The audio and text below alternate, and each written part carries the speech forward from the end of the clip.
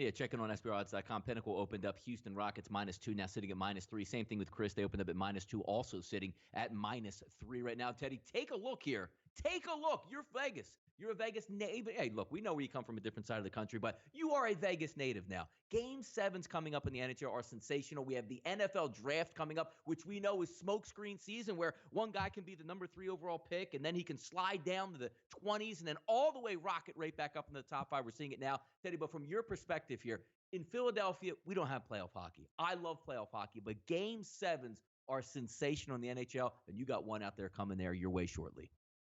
Well, it's going to be in San Jose, which is an issue for the Golden Knights, who lost their must-win Game 6 at home. I'm telling you, up 3-1 in a series, you go on the road, you got to close it out. And what the Knights did, they went on the road and went to San Jose and were flat as a pancake.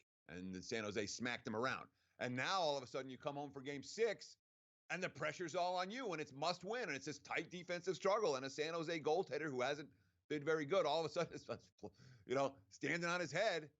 And now the series is tied at 3, and you got to go back to San Jose, and I worry about Vegas. Last year was a magical run. They were supposed to close this out last night. They did not get the job done.